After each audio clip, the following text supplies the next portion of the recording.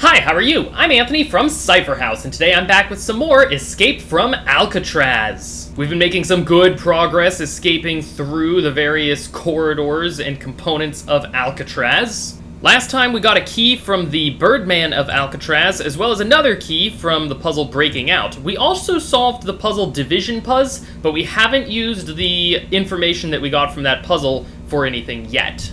I requested keys 6W and 6K from my brother, and I determined that those opened the exercise yard as well as the mail room. For unlocking the exercise yard, we get the map of that area, which reads, "The exercise yard is marked off in a grid with sections designated for specific activities. A few benches line the outer wall of the cell block. The ground here is mostly rock. After all, they do call Alcatraz the Rock for a reason.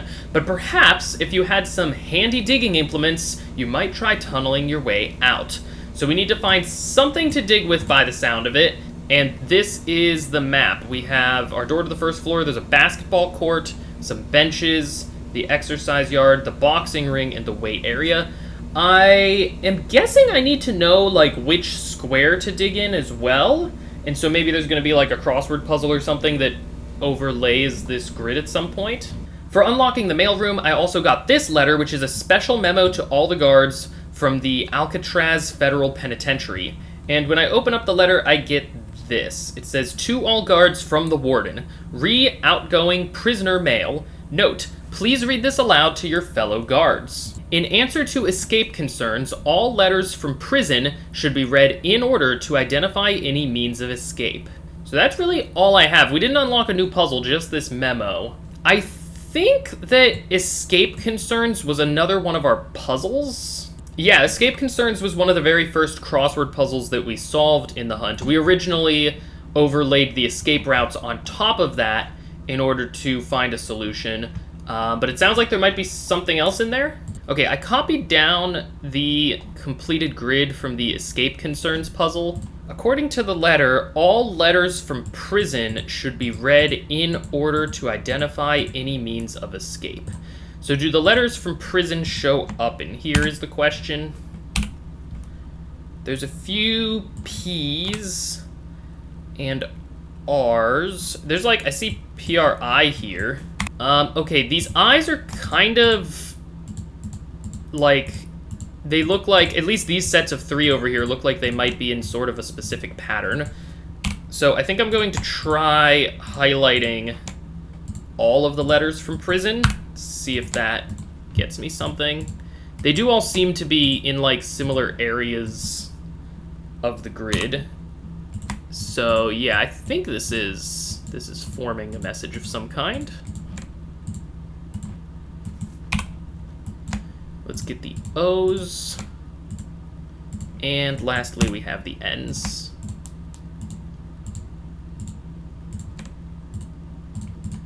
That spells key 1F. Cool. Okay, I got key 1F, and it looked like it opened the workroom, so I submitted that to my brother, and he said we unlocked the left-hand side of page 17, which is the other half of the page that had the exercise yard map. So it looks like this is our next puzzle. I'm guessing it's a nonogram, so I'm going to transfer it to the sheet and hopefully get it solved. Okay, I think I have the puzzle in the sheet here, so let's get to solving. So we have to do, like, all of this for the 17 column, at least. Okay, so because we had to put these cells here for 17, we can do basically the beginning of all these rows. Most of them are 1s, it looks like, except for the very top where there's a 2. So that means the 3 for this next column has to be up here. We get another dot for this 11. I don't think we're quite ready to fill that in completely, but we can probably do some. Yeah, we can fill in all of these cells here from the 11 in the top row. That lets us do something similar where we can finish up the first number from all these columns here. Oh, I see. We also have a 17 at the last column, so we can do pretty much the same thing that we did over here. This also tells us the 3 in this column to the left of the 17. All right, so we have some sort of like arch shape going on here. We can shade a few more things in the 3-3 row, but we don't yet know if this 3 goes to the left or the right. This column is finished at this point. Oh, we can actually finish the 17 column here now. Same with this 17 column, actually. So the 3s do have to go inward there. Okay, so we finished our arch. We only have, like, the middle section to go now. I think I'm going to start with some of these large numbers. We can't fit 6 or 10 in these 4 cells. Same with 5. So we have to completely put dots in most of these sections. Now, we know we have a 3 in this row, so that can only go here at this point. So that means the 3 in this column is going to go somewhere up here. All right, we have a 3 in this column, so it can't go up here anymore. We do that. That means that this one goes somewhere here. We have 2 more 1s in this row, so they have to go there and there. We need 1 more number 1 in this row, so that has to go up there. All right, so it looks like we have a letter A. Now let's see what else is going on here. These 9s are going to be pretty restrictive at this point. I think we have to do that. I think we have to go all the way through here with the 10. All right, so this 3 can't make it over to there or there. Oh, actually, this column's done. We have our other 3 in the section of 9s. So with this 3 column finishing up here, we know that we can put a few dots here. That's going to extend some of our shaded sections a little bit. Oh, I think I accidentally was looking at the wrong column when I was doing the 6 before. Okay, I think I fixed it now. I just saw for this row down here, the 3 has to be there, and our 1s have to be there and there. So this row's actually finished. If this cell here was part of either 2, there wouldn't be enough space on the left or the right for the 1 in the other 2. So I think this cell can only be the number 1 in the middle of the 2 2s. That means one of our 2s, the one on the left, has to go there. And the one on our right is going to at least cover this cell. That finishes our 5 column. Oh, I see what I've done. This row is just 1, 3, 1. So that's, the 1s are from, I forgot that we had this arch on the outside. I was trying to force 2 more 1s into this row that didn't need it. So that's my mistake. Let me get rid of those. That also means our bottom row is completely done. I really should have noticed that sooner. And I think we're going to be able to mostly finish it at this point by just kind of building from left to right here. We can finish our 10 going up to there. And lastly, we have the 3 for this column finished. So we just got to fill in that cell. Now this looks to me a lot like an ace of spades. Ah, it's a spade. A spade. So I think I need to ask my brother for a spade and then use that as a digging implement to try to tunnel out of the exercise yard. Okay, my brother has gotten back to me on what digging in the exercise yard has given us.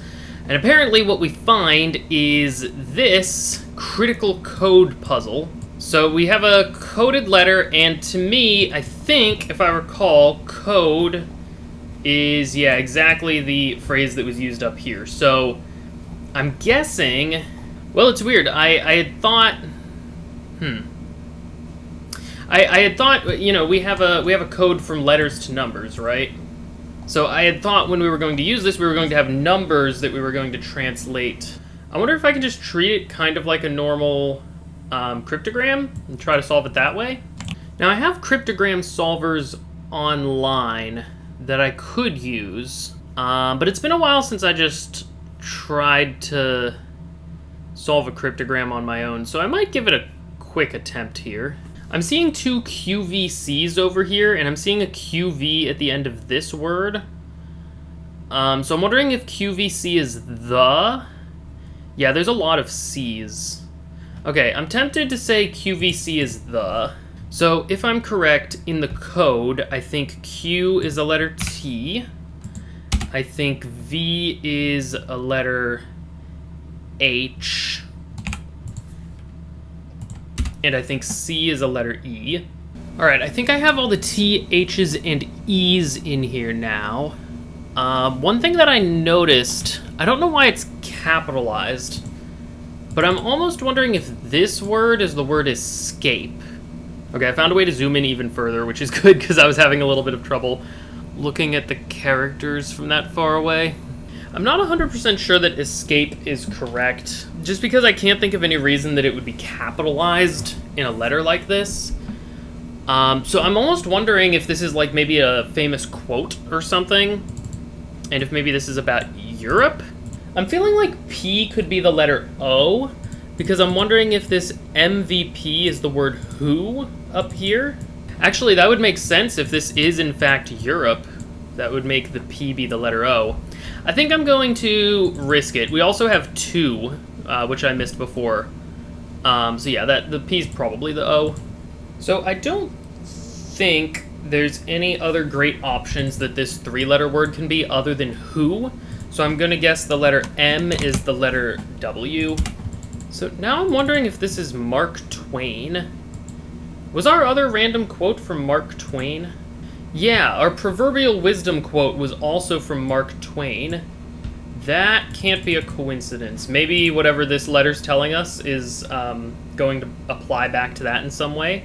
If this is Mark Twain, that gives me a lot of letters, so I guess I'm going to start translating all the letters in Mark Twain.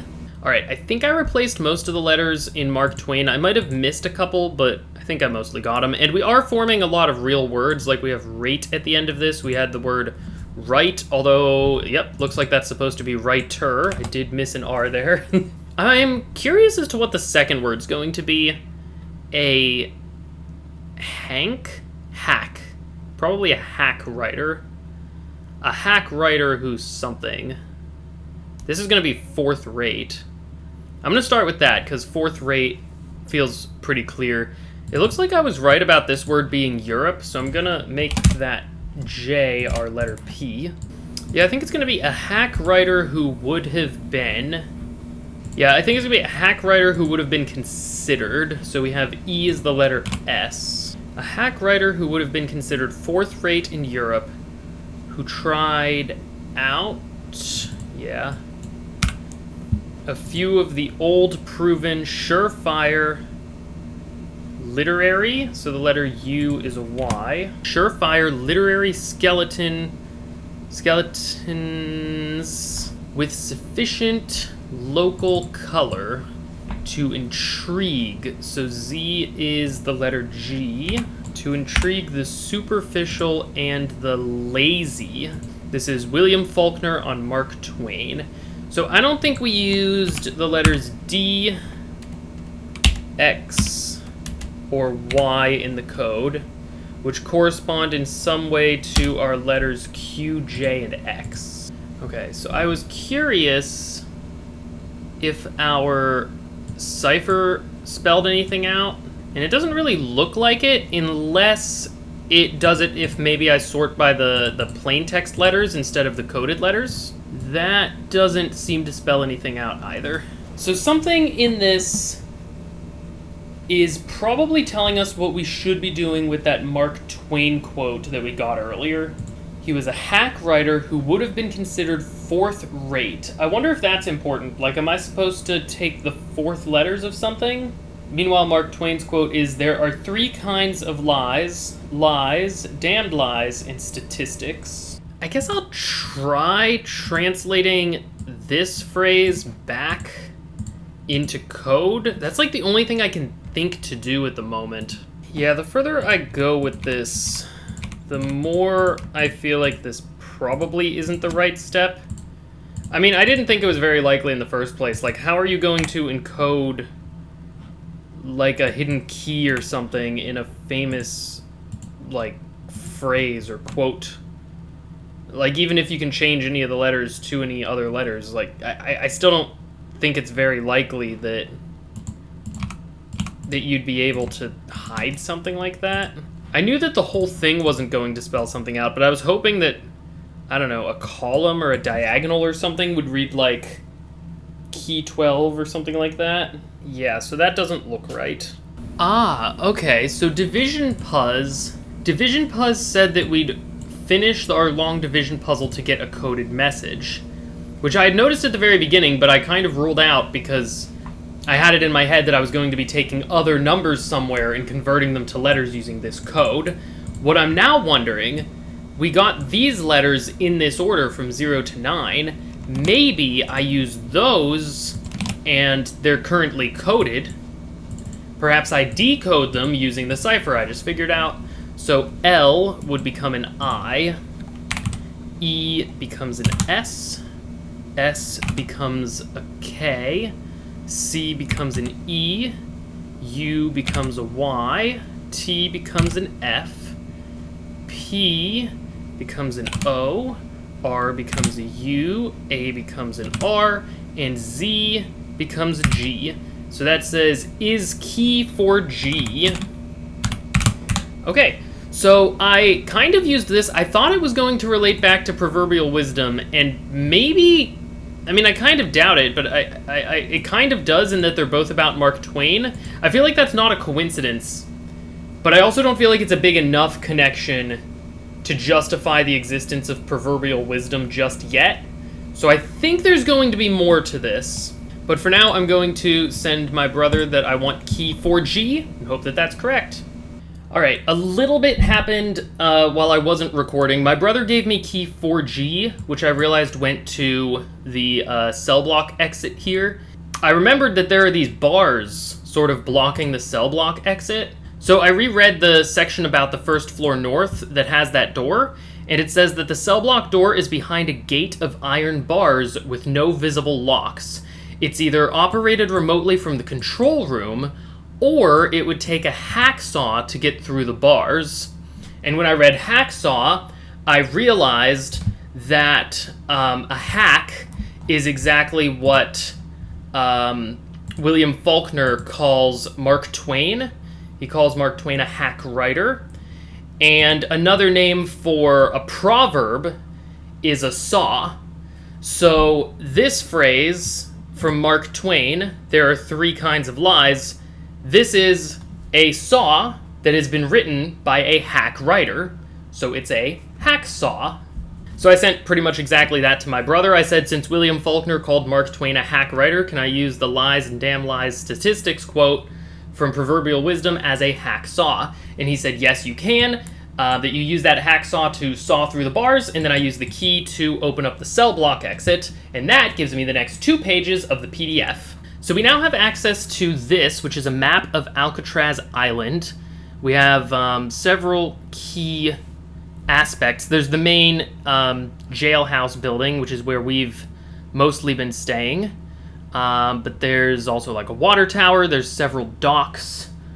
Okay, so we're gonna have to do something with this map, but I'm not sure what yet. We also got this puzzle, which is called Island Anaquote.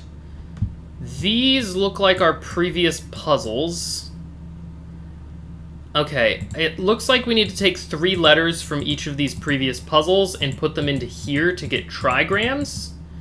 And then we're putting those down here to make some quote. It seems like these are in alphabetical order, so that should be a good double check if I need it for these trigrams. First up, it looks like we have the puzzle Band on the Run, and we're looking below the letters DY and above NER. Here's Band on the Run. Okay, yeah, there's only one solid square in the puzzle. There's our DY, there's the NER, so we need the trigram ATI. That does fit alphabetically. We're looking at Crossing Guard. We're looking at, it looks like 49 in the beginning of 13? I think that's this section here with the R in the middle. So I'm thinking it's this ERE, possibly? Oh, no, it's actually, it's this HER. Next up, we have Picture This, where we have a capital N, 3 letters, and then a T. I'm guessing that's this here. This NonOG. So yeah, I think I get INO for this one. Next, we have We've Only Just Begun, above IET. It looks like it's KIT. Next, we have Proverbial Wisdom. We're looking to the right of FIM. That looks like it's right here. So we have LEA. Next is File Clerk under and. Looks like it's OCK. Here we have Behind Bars. We're under an AHF. That's right in here. We have the word out. Number 8, we have Birdman. We're under WLO. Looks like that's this RDE here. Next up, we have Escape Concerns right above the TEM of STEM. We have STE. Now, the Trivet, we're just to the right of 2 running upwards. Looks like it's this TSO. Just about there. For 11, we have Breaking Out under ANS. Looks like it's VET. Lastly, we have Critical Code above the MLQ. That's the letters WIT. All right, I think we found all our trigrams. Now we just have to arrange them to form a sensible message. I'm kind of liking this CKA to go here because that's a good ending for maybe the word lock. Oh, and you know what? It's actually probably going to be dock because we're probably referring to the map that we just got, right? We don't have DO, so maybe it's not dock. I think this is going to be the word without, and then we only have TSO for the beginning of this one. I think the word that's going to be by itself here is just the word out. I'm feeling like this word might be and, because we have this NDC trigram that's going to need to get split up somehow. Question is, do I want this long word to end in LE or ON? I think this is going to be clock, and then we have KIT. That looks pretty good. Oh, actually, I think check it out would make more sense here. I'm gonna try to use like one look just to get some possible word options if I were to throw some trigrams into here. Ah, okay, I was pretty sure Y came at the end of this because I thought this was going to be pick, and so I was just trying a bunch of trigrams at the beginning, and I got stealthily, which would make sense for what it seems like we're doing, which is going to be like sneaking around. Plus, we can spell it. Stealthily pick a, maybe it's location. I think it's going to be in order. In order to leave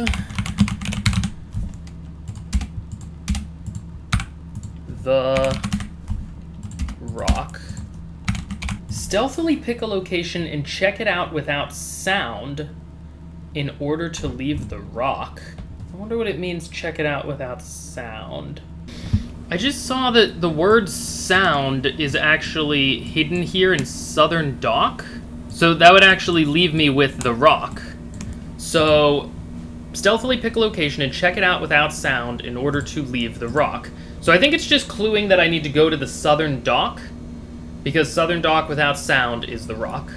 Okay, I just checked with my brother, and he said that he doesn't actually have any more instructions on anything else that's supposed to happen in the hunt, so we're pretty sure that I just successfully escaped Alcatraz. This was really cool, and I'm so glad that I found this 25-year-old puzzle hunt.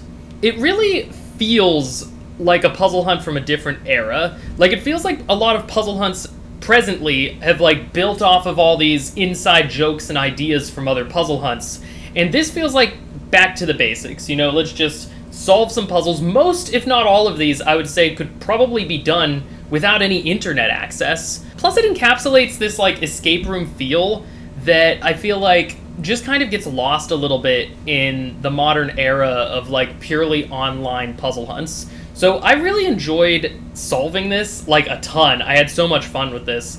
And I especially liked all the little puns that were thrown in there with, like, the hacksaw and our screwdriver and everything else that we had to do in order to escape. I thought it was all very cute. These are the pages that my brother had to work with. Oh, okay, so he had all the keys and tools that I needed. And then, yeah, this is the page that told him what I was supposed to unlock and when. So that's really cool. I really like how this was put together. I had a ton of fun with this hunt. So thanks to Manx for putting together this puzzle hunt. I know it's been a little while since this hunt was officially released, and that I'm a bit behind the game on that. But I really had a lot of fun solving this, even in the present day, so I think this is a lesson that sometimes a puzzle hunt just never gets old. It's like a fine wine. It just gains something with age. Let me know your thoughts about this 25-year-old puzzle hunt down in the comments section. I'll be back next time with something else puzzly. Until then, I hope that everybody has a great day, and as always, happy escaping.